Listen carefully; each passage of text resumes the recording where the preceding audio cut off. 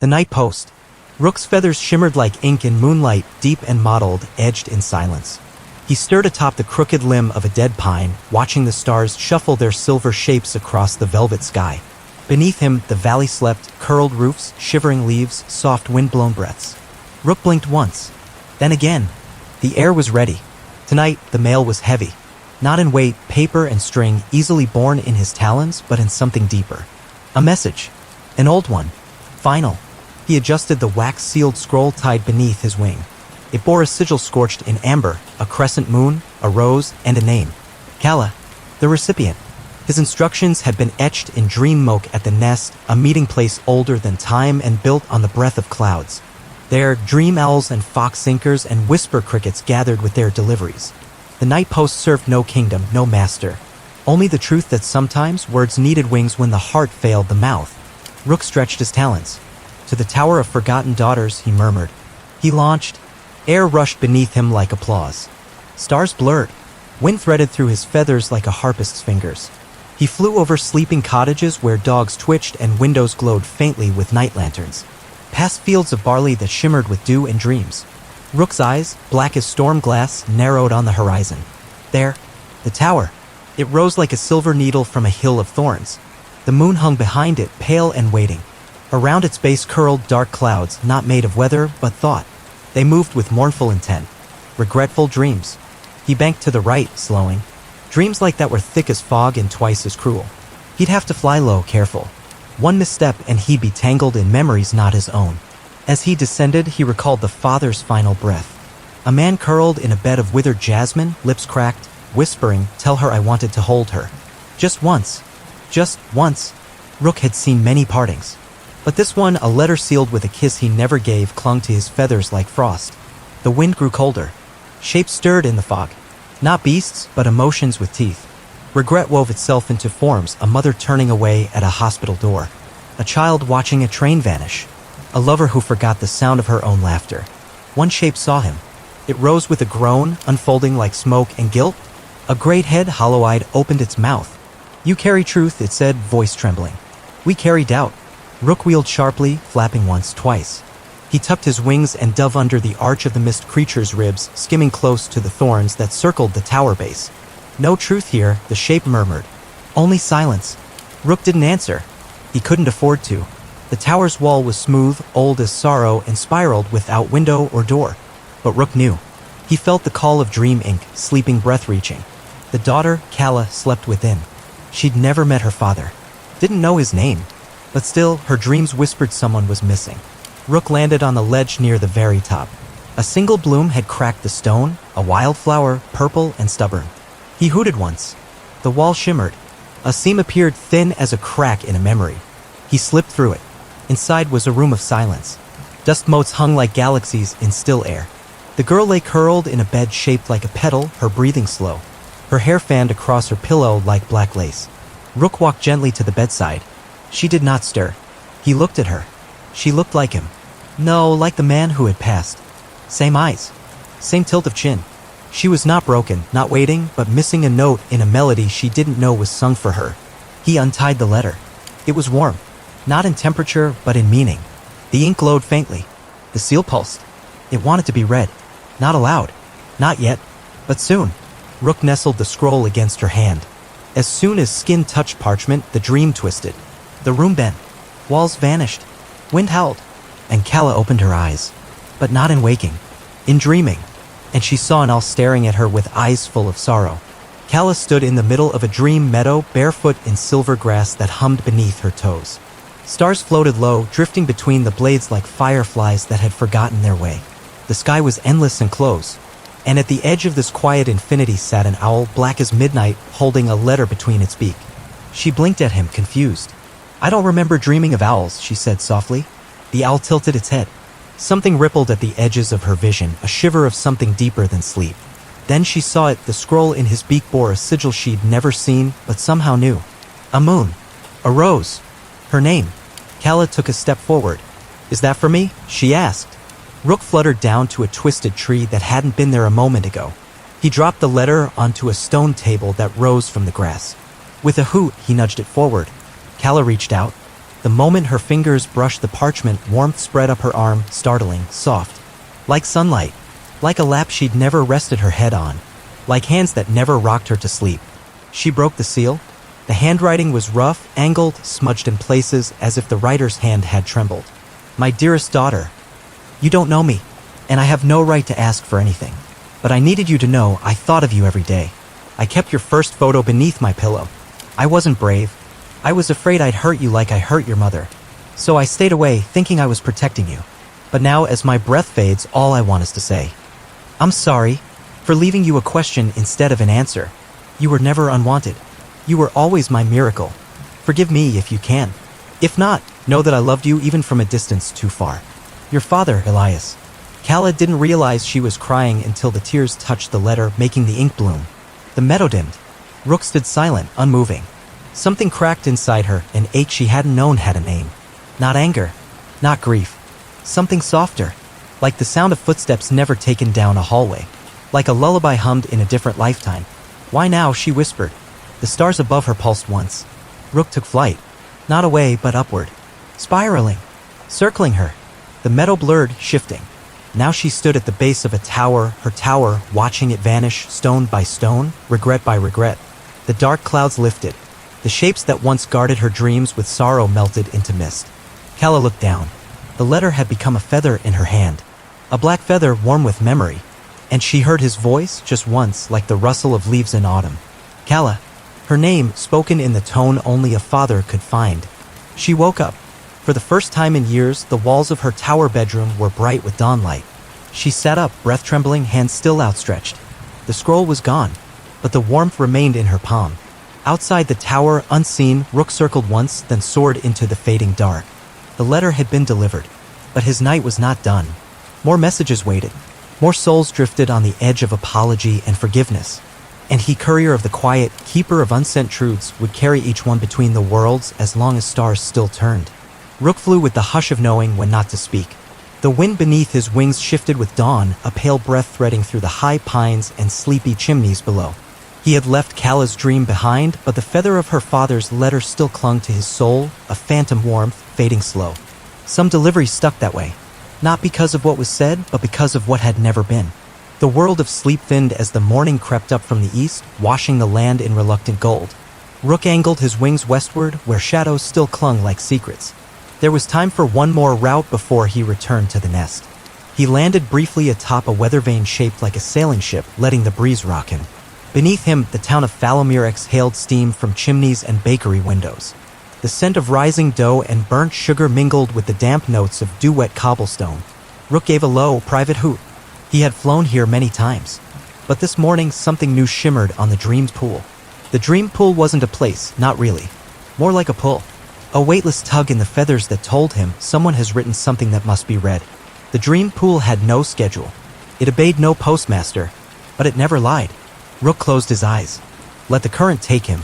The tug was faint, hesitant. This wasn't a letter written with quill or typewriter. Not even ink. It was a word pressed into the underside of a pillow. A wish carved by someone too young to know the shape of grief, but old enough to miss a name. He opened his eyes.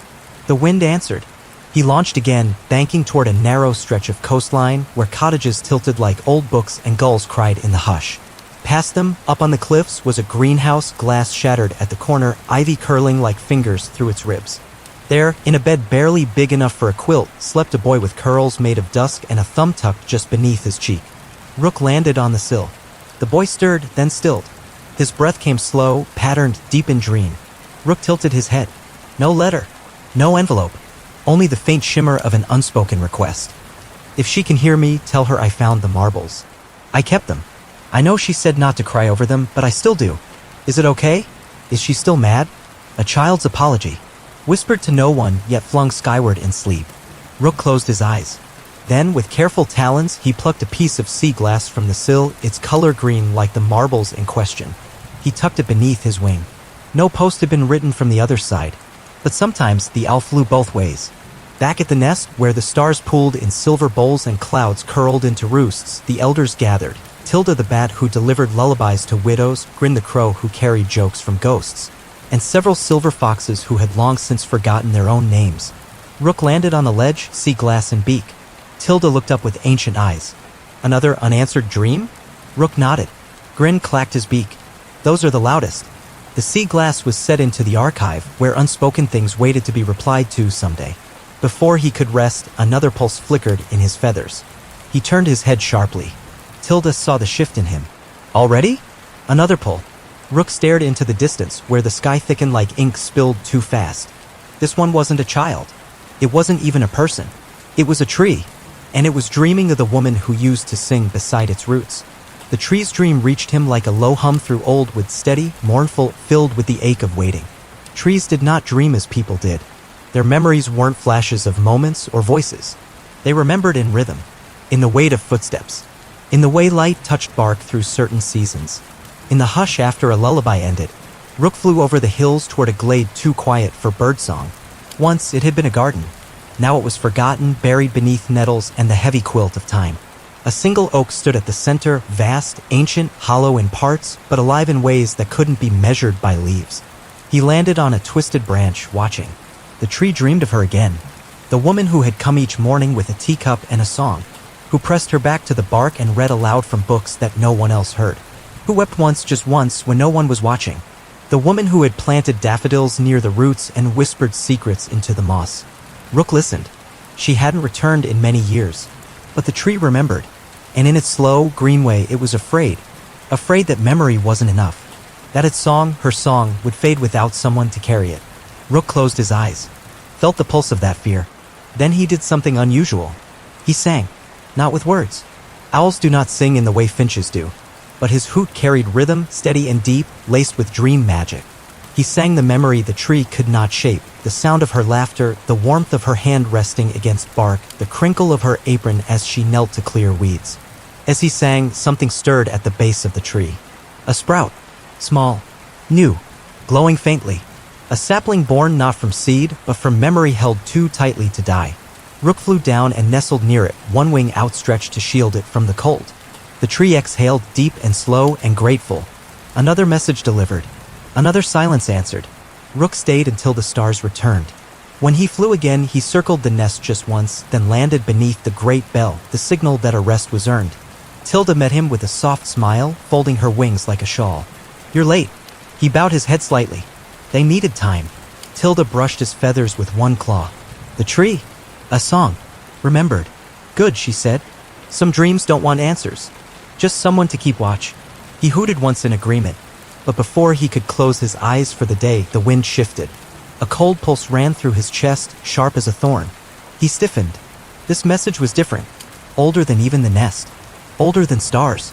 It came not from a dreamer, or a dying whisper, or the wish of a child. It came from something buried. Something forgotten. Calling him. A lighthouse stood at the edge of the sea, and its keeper hadn't dreamed in decades. Until now. The lighthouse was a blade of stone and rust at the continent's edge, surrounded on three sides by a sea so dark it reflected no stars. Storms never came here, but neither did the sun. Its lantern, long extinguished, still turned silently in its glass crown, creaking on rusted gears. Beneath it, in a narrow chamber carved from ancient brick, the keeper slept in a chair facing the horizon. Not dead, but not entirely alive either. Rook landed on the iron railing, the salt-laced wind catching his feathers. He blinked at the sleeping figure behind the window pane, skin like driftwood, beard tangled with dust and sea threads, hands resting atop a notebook that had not been opened in 50 years. This was not a dreamer in the ordinary sense. This was a man buried alive in memory. Rook reached out with his talons, not to knock, not yet, but to feel the shape of the dream pulling from the man's chest like smoke from a guttering candle. It was thin, fragile. If he touched it too soon, it would vanish. Instead, Rook let the wind speak. The night post was not just letters. It was delivery, witness, presence, and sometimes, especially at the edges of the world, it was listening. The wind carried the keeper's first word in decades. Marin. Rook turned his head. He knew that name. The girl who once sang to the Tidipools. The daughter who carved constellations into driftwood. The child who wrote messages in bottles and launched them from the cliffs, believing her father read them wherever the sea took him. She had stopped writing when she was 15. She had stopped believing. But he had never stopped listening. And that was the tragedy of it. Not absence. Silence. Rook closed his eyes. Let the story spill into him. The keeper had watched the sea too long. After Marin's mother died, he had retreated to this post, swearing to guard the light. But light was not only for ships. It was also for those who waited. And when Marin's letters had gone unanswered, she had learned to build walls taller than tide lines. Now, the keeper's final thought trembled in the deep. Tell her I read every one. There was no letter. Only regret and the smell of brine and the weight of too many tides passed without words. Rook made a choice. He flew. North, across waves that snarled like sleeping gods. Through gull cries and thunderless skies. Over shipwrecks and icebound wreckage until the coast reshaped itself into hills wrapped in heather. He found Marin in a village that smelled of lavender and iron. She was no longer a child. She ran a forge, arms streaked with soot, hair tied back with twine. Her eyes held embers, not stars. But Rook saw the hollow in her chest where belief had once burned. He landed on the anvil as she quenched a blade. She froze. He tilted his head. In his beak, a single page. Not from a notebook. Not from a letter. From memory itself. Words written in dream smoke, inked by silence. I lit the lantern every night, even after the oil ran dry. I waited, and waited, and waited. I read your letters aloud to the sea. Every one. Every tide. I was not brave enough to leave that place, but I never let the light die inside me. Not for you. Not for her. I'm sorry for being a lighthouse when I should have been a ship. Her hammer fell. Marin took the page slowly as if it might vanish. She read it once, then again, and the hollowness shifted, not filled, but acknowledged. When she finally looked up, her eyes were wet. He's still there. Rook bobbed his head once. She wiped her arm across her face. Then I need to go. And she did. The next morning, a boat left harbor for the Forgotten Edge. And in the days that followed, light returned to the lighthouse, not the lantern, but laughter. And footsteps. And the sound of a daughter's voice reading from old letters once cast to sea. Rook, watching from above, turned east. More messages called. More walls to soften. More wounds to name. And in the distance, the first storm in 50 years began to form over a town that had forgotten how to dream entirely. The storm rolled in with no thunder, just silence. Heavy. Absolute. The kind of silence that pressed into eaves and settled in lungs, making people forget the last word they spoke. The town was called Drell's Hollow, though no one remembered why. Names faded here like chalk and rain. It was a place where shutters always rattled, but no wind touched them. Where clocks ticked without turning hands. The children drew pictures but forgot what they'd drawn before the crayon left the page. No one dreamed in Drell's Hollow. Not anymore. The nest had whispered of it once, years ago, when Rook was still learning to fly the borderlines of waking. There's a place, Tilda had warned, where dreams sink. Don't deliver there unless called. And now the call had come. Rook skimmed beneath the storm belly, his wings slicing the unmoving fog. The clouds were strange here, gray and grainy, like the sky had been taped over. Beneath him, the streets were grid-like and colorless. Chimneys smoked without fire. Windows glinted but reflected nothing. He passed over houses where families sat at dinner tables with untouched meals, not speaking. Children stared at walls, their hands limp over coloring books. No eyes turned upward. Dreamlessness. Not just the absence of imagination, but the crushing denial of it. A forgetting. Rook circled lower. There at the town square. A postbox. Old, rusted, tilted at the edge of a fountain that no longer spilled. Something pulsed inside it. He landed silently atop the box, claws tapping the flaked red paint. The box hummed faintly like a sleeping creature under skin. There was a letter. He could feel it buried deep. But this one hadn't been placed there by hands. It had grown. Or waited. Or rooted. He slipped his beak into the slot and pulled it free. The envelope was blank. No name. No stamp. No seal. He turned it over. On the back, a single word was scratched. Why? Not a message. A question. And suddenly, the wind roared through the hollow. Windows shuttered. Doors slammed. Lamps flickered and went out. But no one moved. The people stayed frozen, their eyes wide but hollow, like puppets that had forgotten the strings. The ground beneath Rook's talons cracked, and from it poured mist not made of weather, but of memory gone sour. A voice, no, many voices rose like a choir. Why did you leave us? Why couldn't we feel anything? Why were our dreams taken? Rook took flight, just as the square fractured. From the mist came a shape. Huge. Crumbling. Formless, yet reaching. It was not a monster, but the echo of grief denied form for too long. It had no eyes, only mouths. Hundreds, all asking at once. Rook flew higher, letter still clutched. And then he understood. This wasn't for him. It was a letter meant to be answered by the town itself. They had forgotten their dreams because one day, long ago, something had hurt too deeply to be remembered. And so they had chosen numbness overnight. But the question had surfaced. And now they had to answer. He flew to the bell tower. It stood crooked, forgotten, its ropes frayed and tongue rusted. He landed, tucked the letter into the notch beneath the bell. And then he hooted. Once. Twice. The sound rang out not through the metal of the bell, but through the fog. Through the questions. Through the silence. It was not an answer. It was permission. To remember. To feel. To dream again. One window flickered. Then another. A child looked up from a gray sketchbook and saw a blue crayon in their hand. And somewhere deep beneath the fountain a seed cracked open. In the nest that night, the dream pool shimmered with 100 new threads, children in Drell's Hollow who dreamed of colors for the first time in years. A woman who dreamed of her wedding again. A boy who dreamed of building wings. Rook returned, feathers soaked in mist, eyes tired. Grin greeted him with a chuckle. You stirred the hollow. Rook nodded, silent. Tilda placed a wing over his back. You opened a door that had no handle, she said gently. He didn't reply. But inside him, he carried a question. The kind that didn't need answering, but kept him flying. And soon another call came. A girl with braids was dreaming of a wolf made of starlight, and she didn't know if it was chasing her or leading her home. Rook cut through the dusk like a thread pulled by fate. The girl's dream sang across the dream pool, bright, urgent, layered with wonder and fear. These dreams came rarely. Not born of sorrow or longing, but of questions that had teeth. Rook knew the flavor of such dreams well. They were dreams on the cusp of growing up, of turning corners, of choosing which kind of person to be. The girl's name was Elson. She lived in a village balanced between cliff and cloud, where goat bells clinked in the fog and grandmothers told stories with teeth sharper than wolves. The kind of place where myths still wandered between dinner and dusk. Rook found her sleeping beneath a crooked skylight, hair tangled in ribbon, fists curled under her chin.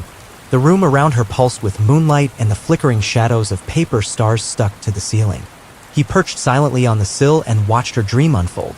She ran through a forest made of silver bark and glass leaves, breathless, laughing, and terrified all at once. Behind her, the wolf followed, towering, glowing. Its eyes were constellations. It made no sound, but its breath melted frost from branches. And she didn't know if it would swallow her whole or show her the way home. This was a threshold dream, a test, not of strength, but of self. And she had no map. So Rook delivered one, not drawn in ink or penned in words, but sewn into the dream itself. He glided low, threading through the trees until the girl noticed him, an owl dark as night, watching without judgment. She stopped running. The forest fell still. The wolf, looming behind her, paused too, its head cocked, breath steaming the cold air between them. Is it you? She whispered. The one in the stories? Rook said nothing, simply dropped a feather. It drifted down, slow as snowfall, landing between her and the wolf. The wolf lowered its head, touched the feather with its nose, and then turned, not away, forward, along a path that hadn't existed before. A path of starlight and fern weaving through the roots of fear into something larger. Invitation. Elson stepped after it. And the moment she did, the forest shifted from trial to trail, from pursuit to purpose. Rook soared above her, silent, watchful. She would wake soon, not changed, but choosing. And that was all the dream had asked of her. When Rook returned to the nest, the elder foxes nodded without speaking. They knew. Threshold dreams left no scent, but they left echoes. And in his feathers, Rook now carried one more. That night, he roosted in the high spires of cloud-inked stone, where the sky rippled with sleep fire and the stars whispered in alphabets no one else remembered. His rest was brief, because a new signal pulsed from the east. An old woman on the edge of death had whispered into her pillow not a word, but a lullaby. And the child she had sung it to had never been born. The lullaby was a soft hum, no lyrics, just a pattern of notes stitched from longing and warmth. It hovered at the edge of the dream pool like a wisp of candle smoke, faint and fragile. Rook felt it before he heard it. It tugged at something buried in his chest, something older than instinct. Not all messages had words. Some were pure feeling. Some, like this one, were lullabies meant for ears that had never arrived. Rook followed the thread through the thinning dark, eastward until the land turned gentle and green, rolling with old hills like sleeping animals. The cottage sat alone on a slope, roof heavy with moss, windows flickering with soft light. Inside, an old woman lay curled beneath a quilt she had stitched herself, each square embroidered with symbols from a life lived deeply, if not completely. She was dying, but peacefully, as if drifting across a river she'd waited by for decades. The tune came from her chest, not her lips. And though her breath was faint, the lullaby shone like a tiny lantern inside her dream. Rook entered without a sound. In her dream, she sat in a rocking chair, younger, her hair still streaked with springtime. She was humming to an empty cradle, not with sadness, but with a kind of joy that knew its own limits. The child had never come, not from choice or misfortune, but from the slow drift of time and circumstance. A life spent building other things, teaching, loving, surviving. And somewhere along the way, motherhood had passed her by like a train at dusk, quiet, final, but not cruel. Still, she had never stopped singing, because the love was real, even if it had nowhere to go. Rook stepped into her dream, talons silent on the creaking wooden floor. She turned to him with a smile so calm it nearly broke him. "I knew someone would come," she said. He bowed his head gently. "I have a delivery," he said. She looked at the empty cradle. "Then it's time, isn't it?" Rook unfurled one wing and from beneath it pulled a small bundle, not cloth, not paper, not feathers. A dream, the shape of what could have been. Not a child, but the feeling of one. The weight of possibility. The soft breath of imagined laughter.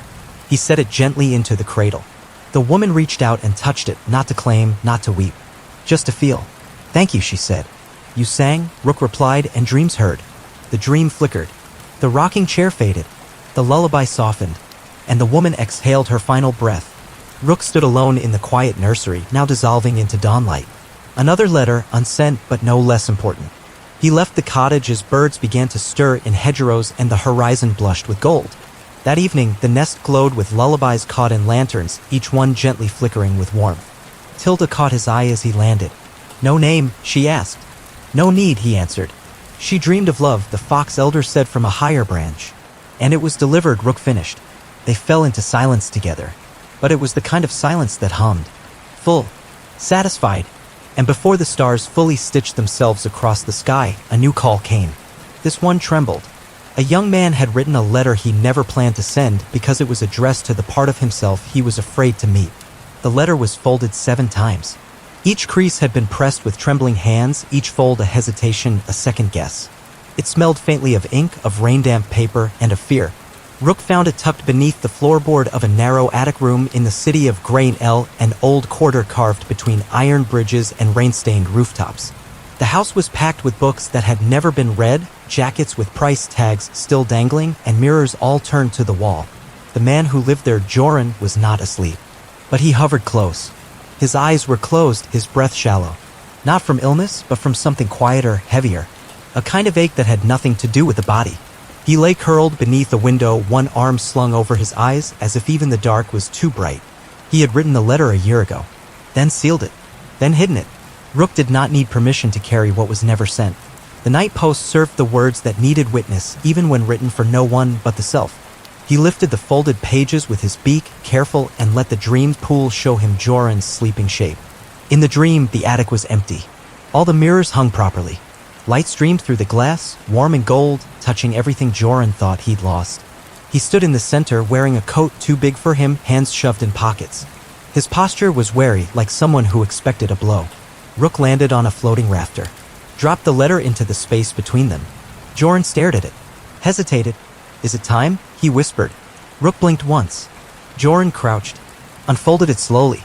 Each layer made his shoulders tense, as if bracing. And then he read.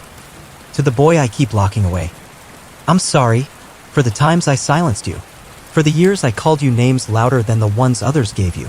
For hating the softness in your voice, the way you flinched at noise, the way you loved things quietly. You were never wrong. They were. You were never weak. You were just unguarded. And I didn't know how to protect something I'd been taught to destroy. I miss you. Come back. Please. Me."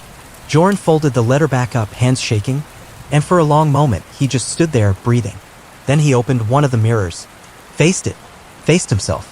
The dream shifted. Not dramatically. Not like thunder or wings. Just a little brighter. A window opened. A door unlocked. Rook took flight, carrying the letter, not away, but up, into the archive. A new kind of scroll, a message sent inward. A memory delivered home. Back at the nest, the elders watched as he tucked the letter into the chamber of echoed truths. "That one was brave," murmured Tilda. Rook didn't answer. He could still feel the letter's weight in his wings. And before he had time to roost, another message rippled through the dream pool. This one was not written. It was carved. Onto a stone.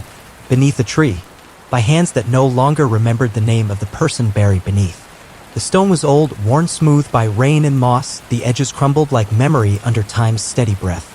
It stood beneath a leaning ash tree at the edge of a forgotten field where once there may have been a garden or a bench or laughter, but now there was only wind and the slow rhythm of things fading. The message carved into the stone was simple. I'm sorry I forgot you. Rook landed lightly on the crooked branch above it, the bark soft with lichen. The ash tree shivered gently, not from wind, but from recognition. It remembered the boy who had carved those words years ago, a barely more than a child then, weeping in the dusk, carving with a pocket knife and too much guilt. The boy had grown. He lived now in a town 30 miles east, worked in a bakery, smiled at customers, forgot the names of the stars. But beneath all of it, the sorrow still curled, a quiet, stubborn root. He didn't know who was buried here, only that he should have. The stone bore no name. The tree, though, remembered. It remembered the girl with hair like dried wheat who sat at its roots with books in her lap, sketching clouds on parchment while bees hummed around her. Her name had been Alira. She was a quiet light in a noisy world. The kind of person who noticed beetles and picked up broken birds and once sang to the tree while waiting for someone who never came. The boy. He had loved her once. Not with romance, but with that raw, unshaped love that childhood sometimes births, messy, clumsy, real. And then she was gone. And he didn't ask where. Didn't go to the service. Didn't visit the stone. Until years later, when the guilt bloomed so large it drove him here one summer evening, hands trembling, carving the only thing he could think to say. I'm sorry I forgot you. Rook blinked slowly, eyes catching the soft shimmer of memory curled at the base of the tree. Alira's dream lingered there. Some dreams didn't need sleepers. Some lingered like perfume, like starlight, held in bark, in soil, in old letters never mailed. Rook leaned in, feathers ruffling. He hooted once, low and deep. And the memory stirred. It took shape not as a ghost, but as feeling. A warmth. A presence. A reminder that she had been. He plucked a fallen seed from the grass. A tiny ash seed, dry but unbroken. Tucked it into the hollow where the boy had once wept. Then he flew. To the bakery. To the man, older now, with flour on his sleeves and a tiredness in his eyes that no amount of sweetness could soften. Rook landed on the ledge outside the kitchen window, scroll between his claws. This time, it wasn't a letter. It was a drawing. One Rook had gathered from beneath the tree, an old sketch, lines faded but true. A sketch of the boy and girl sitting under the ash together, a bird above them, half finished in the sky. Rook tapped on the glass once. The man looked up. His eyes widened, then softened. He took the paper with both hands, slowly, as if it might crumble. He didn't cry. He didn't speak. But later that day, after the last loaf had cooled, he packed a basket of bread and for the first time in over a decade, walked 30 miles west. To a tree that had waited. To a stone he'd finally read again. To a memory no longer forgotten. Rook watched from a distant bough unseen. Another delivery done. Another name remembered. And as dusk deepened into night, a strange current pulsed across the dream pool, deeper than sorrow, older than apology. A castle stood adrift in fog, unreachable by foot or ship, where a prince dreamed the same dream for 100 years, waiting for a reply to a letter that had never been written. The castle floated between twilight and memory, suspended on an isle surrounded not by water, but by sleep. Fog curled like cat's breath around its spires, and time hung here like curtains, thick, unmoving, whispering. No map could find it. No road led to it. But the dream pool could. And Rook could follow. He soared above the fog, wings silent, eyes sharp. Beneath him, the castle unfurled, long bridges to nowhere, windows sealed with ivy, courtyards where snow fell though no clouds passed above. A place untouched by weather, ruled instead by longing. The prince slept in the tallest tower. Rook circled once, twice. The tower was guarded, not by stone or steel, but by stillness. A magic born of repetition. The same dream, replayed for over a century. Rook could feel the echo of it like the pulse of a song stuck on its final note. He landed on the balcony rail. Below him, the room shimmered. Curtains of starlight flowed in windless air. The prince lay on a bed untouched by age, young, perfect, wrapped in the hush of too many unanswered wishes. His hand rested on his chest, and beneath it, a phantom shape. A letter. One that had never been written. Yet was always there. Rook stepped forward. The air pushed back. Dreams didn't like to be interrupted. But this wasn't just any dream. This was an unanswered promise. The prince's dream began again. Rook watched it unfold from the corner of the room. A field of poppies. A girl with ink on her fingers, dancing barefoot in morning mist. A letter she held close to her chest, meant for him. Meant for later. But later never came. The dream skipped. Restarted. The field again. The girl. The letter. Always in her hands. Never delivered. The prince turned, lips parting as if to speak her name, but no sound came. The letter remained forever unopened. Forever unread. Because it had never been written. Rook stepped into the dream.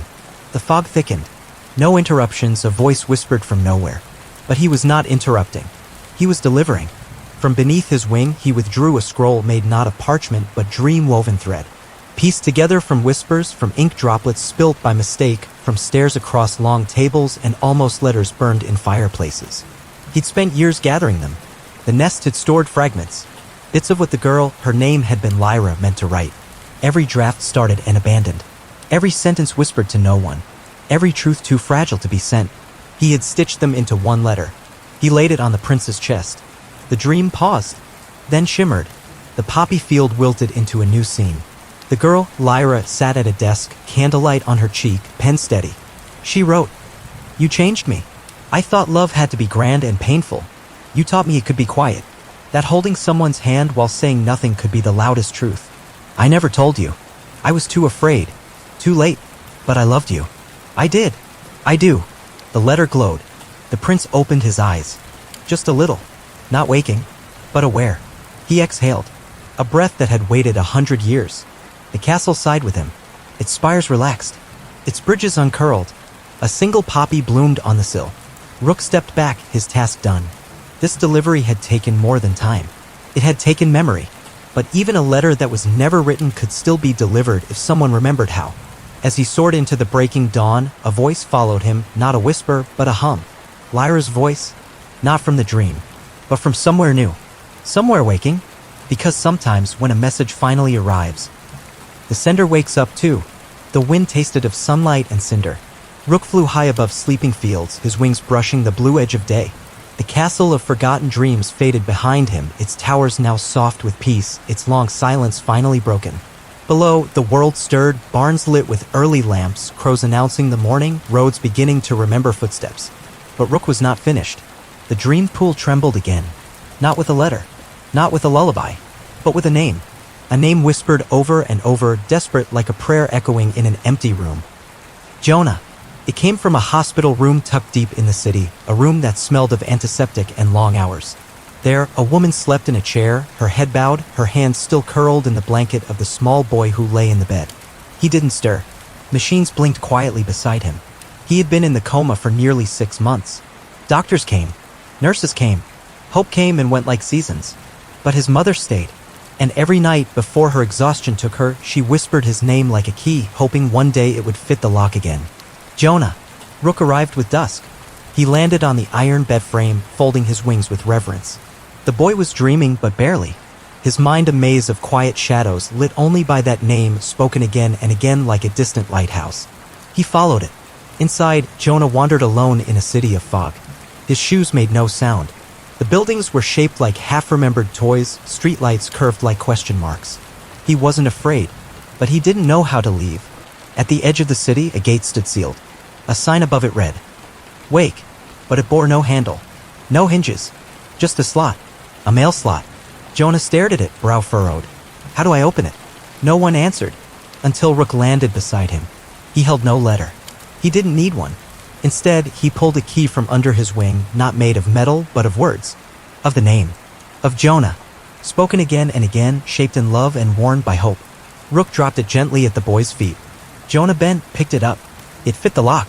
The gate creaked open, and the fog began to thin. When Jonah stirred in the hospital bed minutes later, his mother was already awake. She had heard him whisper her name. She wept into his hair, saying it back. Outside, on the windowsill, Rook watched, then flew.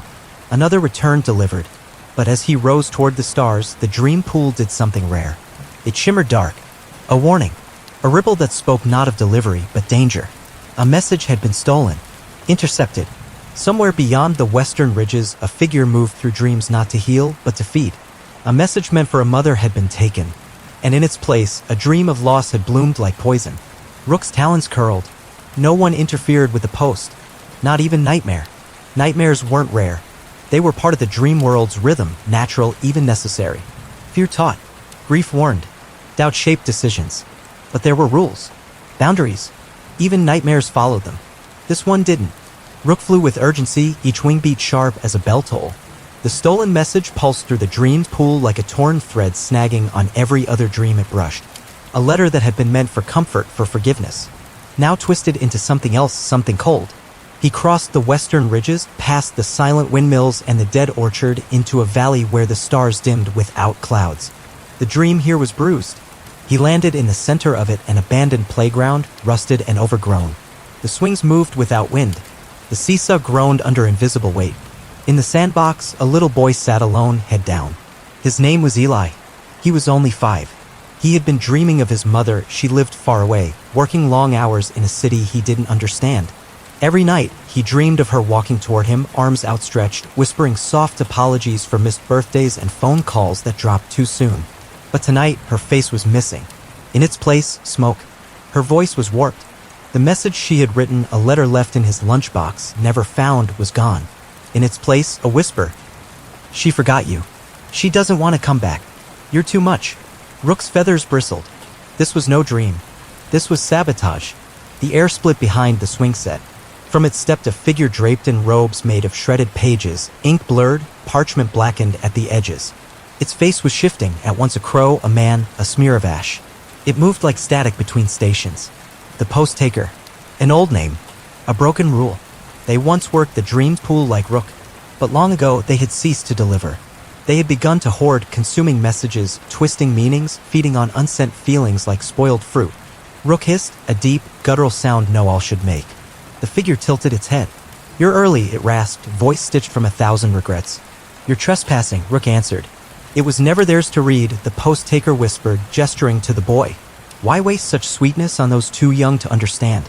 Rook lunged. Wings outstretched, claws bright as moonlight. The figure shrieked, scattering into mist, but not before Rook struck the air where its heart should have been. The dream snapped. The sand turned to starlight. The swing set vanished. And Rook landed gently beside Eli, who was still weeping, small fists clenched. Rook bent low and reached beneath his wing. From the folds of his feathers, he pulled a letter. The letter. The one from Eli's mother, written in haste, but real. I miss you so much it hurts. Every day. You are not forgotten. You are not too much. You are everything. I'll be home soon. I love you. Always. Rook let the letter rest in the boy's lap. Eli opened it slowly in the dream, reading the words aloud. The playground began to bloom. Grass returned. The sun peeked over the horizon. The swing creaked in joy. Eli smiled. Rook flew.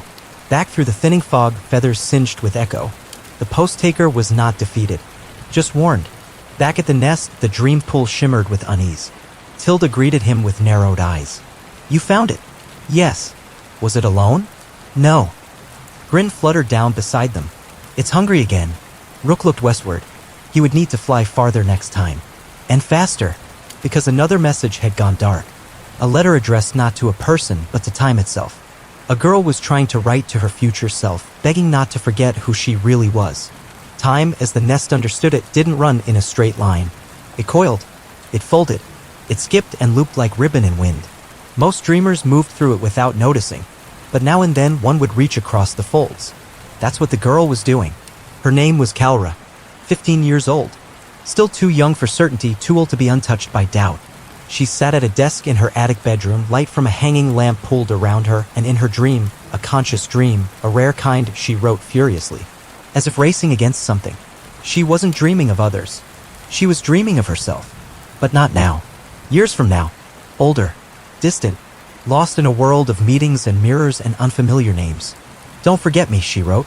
Don't forget the way it feels to run barefoot. To sing badly and laugh about it. To believe in impossible things.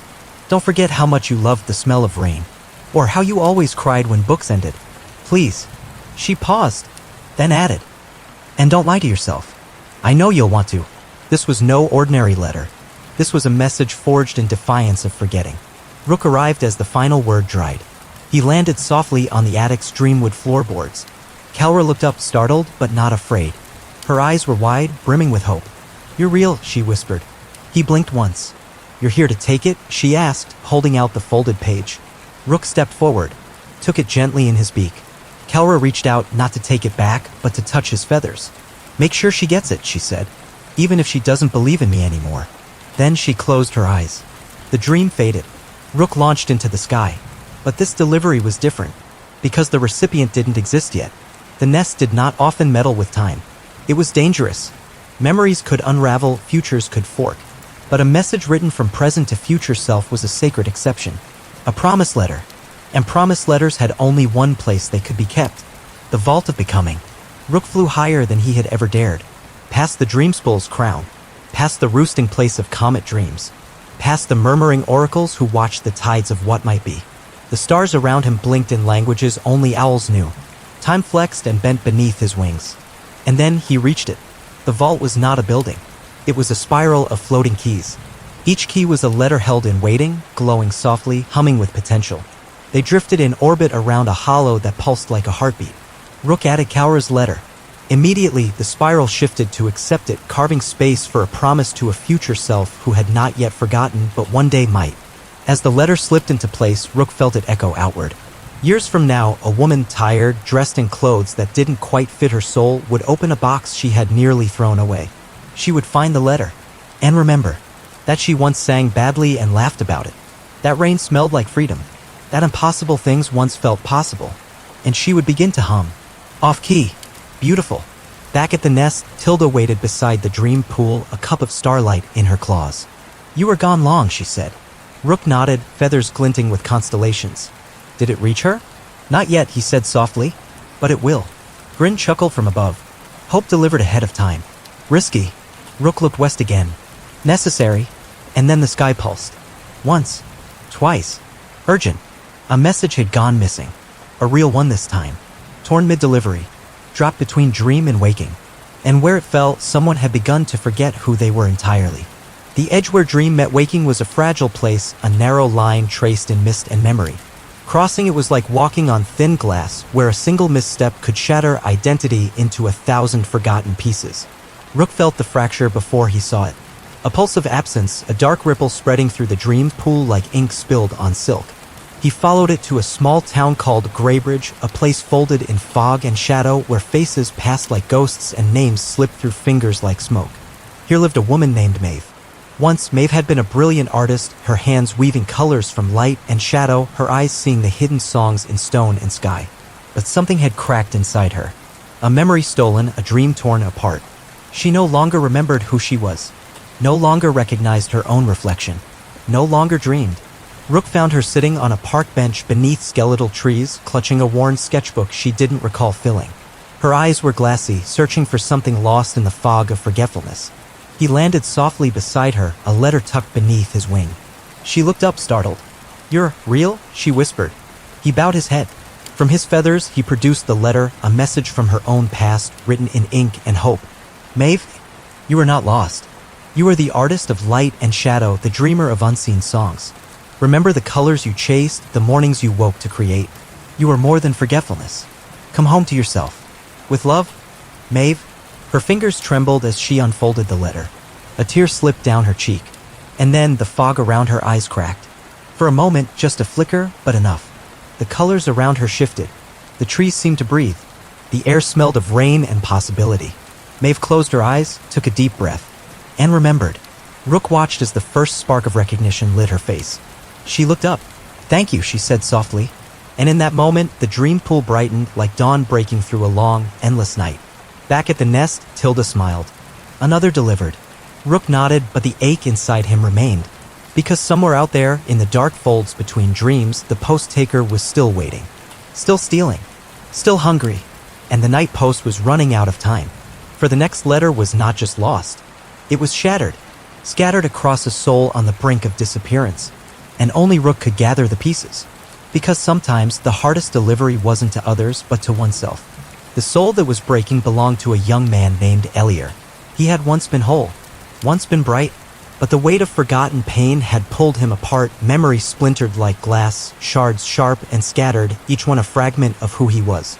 Rook found him wandering the edge of a forest that blurred the line between night and day, a place where shadows melted into light and nothing was quite solid.